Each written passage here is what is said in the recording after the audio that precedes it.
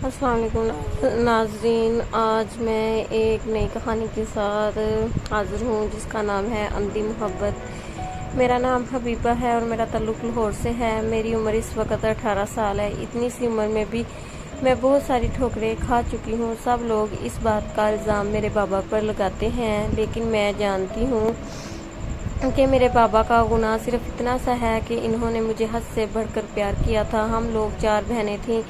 मैं बहनों में सबसे बड़ी हूँ। हमारा कोई भाई नहीं था, लेकिन फिर भी अम्मा अब्बा के माथे पर शक्ल तक नहीं आती थी।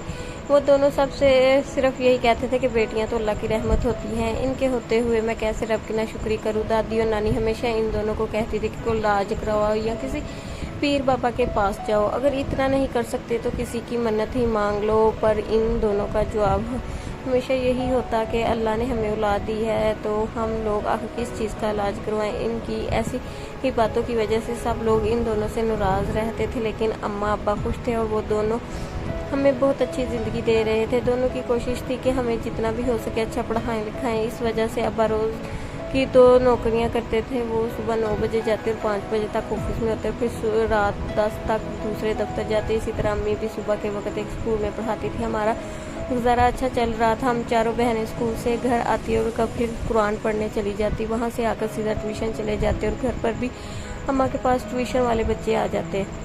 ऐसा ही सब अच्छा चल रहा था कि हम स्कूल से छुट्टियां हो गई और कोरोना की वजह से वो छुट्टियां बढ़ती ही जा रही थी। मैं जो पहले स्कूल और फिर ट्यूशन जाती थी, सब कुछ बंद हो गया और अब हम बहनें घर ही रहती थी। अब्बा सुबह दफ्तर जाते और अम्मा जो पहले स्कूल जाती थी वो सब घर पर सिलाई सेंटर शुरू कर चुकी थी। घर का बड़ा कमरा इसके लिए मखसूस था। हम सब बहनें सारा दिन आपस में खेलती थी, लेकिन अब बोर होने लगे तो अब्बा ने हमें घर में नेट लगवा दिया और मोबाइल और कंप्यूटर ला दिया ताकि हम लोग इस पर अपना टाइम पास कर सके। सब लोगों ने अब्बा को बहुत बातें सुनाई। देखो ज़रा बच्चियों को ये सब ला कर दे रहे हैं। दोनों मियाँ भी सारा दिन मेहनत करके कमाते और ये उड़ाते जा रहे हैं। दादी जो चाची के पास होती थी वो भी अक्सर अब्बा से यही कहती, तुम्हारी एक नहीं 4 बेटियां, अभी से इनके लिए जोड़ना शुरू करोगे तो जहेज बनेगा। लेकिन अब्बा ने किसी की भी नहीं मानी और हमारी खुशियां पूरी करते रहे। और सबके इतना कहने के बावजूद बच्चियों पर सख्ती ना करो, बिगड़ जाएंगी। अब्बा ने ऐसा कुछ नहीं किया था। बाकी बहनें छोटी थी, वो सारा दिन टीवी पर कार्टून देखती रहती और मैं मोबाइल की तरफ लगी। अम्मा सिलाई सेंटर में होती थी और बस हमें खाना वगैरह देने आ जाती। इस तरह अब्बा भी मसरूफ थे और मैंने अपने टाइम पास के लिए सोशल मीडिया ऐप्स डाउनलोड कर ली। अब मैं हर वक्त फेसबुक, इंस्टाग्राम और ट्विटर चलाती थी। कई ग्रुप की एक्टिव मेंबर थी और बहुत से लोग मुझे पसंद करते थे। ऐसा ही सब अच्छा चल रहा था कि मुझे एक फाइज नाम के लड़के की फ्रेंड रिक्वेस्ट आई, जो मैंने बस दिल की मानकर कबूल कर ली। इससे मेरी थोड़ी बहुत हेलो हाय हुई और फिर ये सिलसिला लंबा चल निकला। अब हम दोनों सारा दिन और सारी रात बातें करते। घर पर कोई होता तो था नहीं जो मुझे मना करता, इसलिए मैं सारा दिन लगी रहती। बस अब जब बातें और रात को सब साथ बैठते, सिर्फ इस वक्त हमारी बातें कुछ देर के लिए रुकती, वरना ये सिलसिला मुसलसल रहता। फाइज भी हर वक्त मुझसे बातें करता, यहाँ तक कि वो बाइक जाते हुए बाइक पर या फिर किसी काम पर भी खड़े होकर भी बातें करने से बाज नहीं आता था। मुझे इसकी यही बात पसंद थी कि वो मुझसे एक लम्हा भी दूर नहीं रह सकता था। और अब हम तो लोगों में तस्वीरों का तबादला होने लगा। मैं खुश थी क्योंकि वो हर रोज़ मेरी तारीफ़ें करता रहता था और दिन में कम से कम 15 दफ़ा मुझे तस्वीर भेजने का कहता। मैं बड़ी हैरान थी, लेकिन वो कहता मुझे देखे बिना इसका गुजारा नहीं होता। मुझे भी बहुत प्यारा लगता। वो भी छोटा सा था, इसकी उम्र मुझसे 4-5 साल ही ज़्यादा थी। मैं 13 साल की थी और वो 18 का था। हम लोग आपस में अपनी आने वाली ज़िंदगी के कई प्लान बनाते। ऐसे ही दिन गुजरते जा रहे थे कि फायज़ ने कहा हमें अब शादी करनी चाहिए। मैंने इसे कहा अभी हमारी उम्र क्या है, मुझे कम से कम 20 साल का होना चाहिए और तुम्हें 25 का, लेकिन वो नहीं मान रहा था। इसे अब मेरी याद बहुत याद आती थी और मेरे बगैर इसका गुजारा भी नामुमकिन था। वो कहता था कि तुम्हारे बिना मुझे अब सांस भी नहीं आता।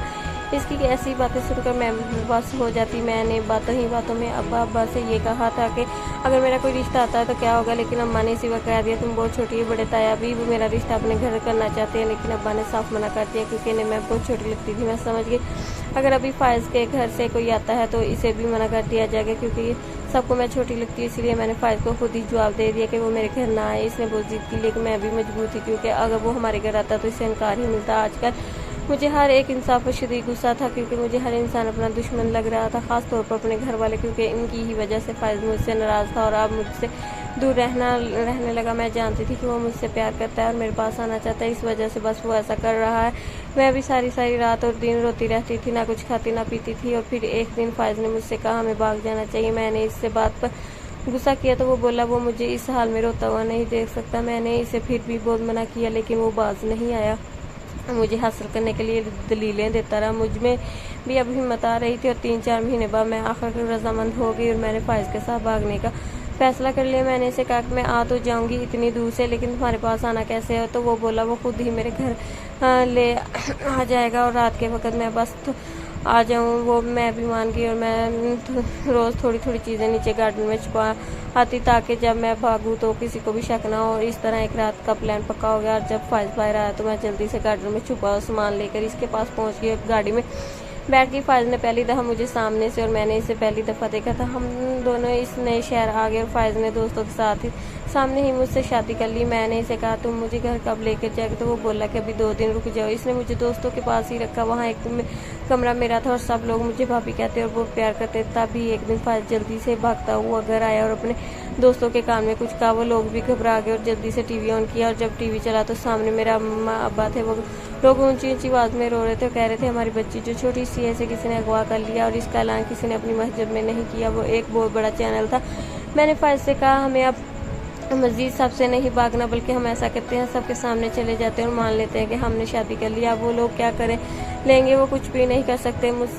तुम्हें मुझसे शादी ही करनी थी ना, वो हमने कर ली। अब वो लोग कुछ नहीं करेंगे। लेकिन फाइज ना मानो वो अब दोस्तों के साथ वक्त स्वर्गवासी में बातें करता रहता। और फिर एक दिन वो मुझे अपने घर ले गया जहाँ इसके घर वाले थे। इसकी अम्मा का हुलिया बहुत अजीब सा था, जैसे वो लोगों के घरों में काम करती हो।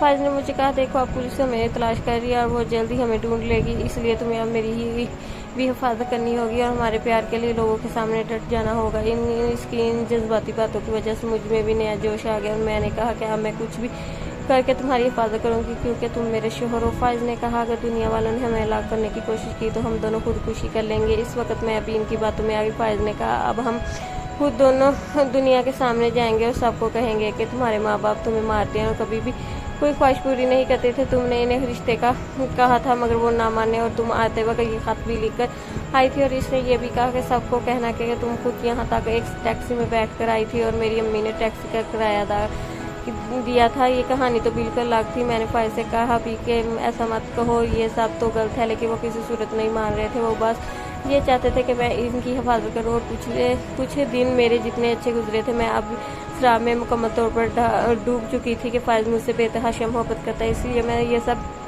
करने को तैयार हो गई। मैंने वही सब झूठ खोले जो मुझे फाइज ने कहा। हमें अदालत में भी पेश किया गया, लेकिन मैं अपनी बात से 1 इंच ही नहीं हिली। मुझे सबके सामने फाइज जो सच्चा साबित करना था, इसलिए मैंने अपनी उम्र भी गलत बताई और सबको कहा कि मैं 18 साल की, पर मेडिकल के टेस्ट की वजह से मेरा ये झूठ जल्द ही पकड़ा गया और पर्दाफाश हो गया।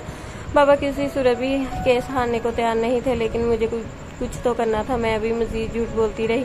लोग मेरे माँ बाप के किरदारों पर कीचड़ उछालते रहे, पर मुझे कोई फर्क नहीं पड़ रहा था। मैं बस फाइज के प्यार में अंधी हो गई थी। इस सब के बावजूद भी फैसला मेरे अब्बा के हक में आया और मुझे इनके हवाले कर दिया गया। और मैं जब घर गई तो सब वो खुश थे, मेरी बहनें भी खुश थी, लेकिन मुझे फाइज याद आ रहा था। मैं मुसलसल से याद करती रहती और मुझे अपने वालिदैन को देखकर गुस्सा आ रहा था। और फिर मैंने अब्बा का मोबाइल पकड़ा और कमरे में चली गई। मैंने सोचा कि मैं फाइज से रब्ता करूँ, मुझे यहाँ से ले जाएं। और फिर जब मैंने अब्बा का मोबाइल खोला तो गलती से मैं व्हाट्सएप में चली गई, तो हैरान रह गई क्योंकि वहाँ से अब्बा के नंबर के कई मैसेज थे। जब खोला तो पता लगा कि यहाँ तो काफ़ी लंबी बात थी और कुछ वीडियो भी भेजी गई थी। जब मैंने वो वीडियो देखी तो शर्म से लाल हो गई, क्योंकि वो तो मेरी सोई हुई की तस्वीरें थी और ऐसे ऐसे मनाजर थे जो मैं बयान नहीं कर सकती थी। इसके बाद फाइज के कुछ मैसेज थे जो वो बाबा को कह रहा था कि वो इस केस का पीछा छोड़ दे, वरना ये सब एक कर देगा और मुझे बदनाम कर देगा। लेकिन बाबा इससे नहीं डरे और इसे इस मकसद में कामयाब नहीं होने दिया।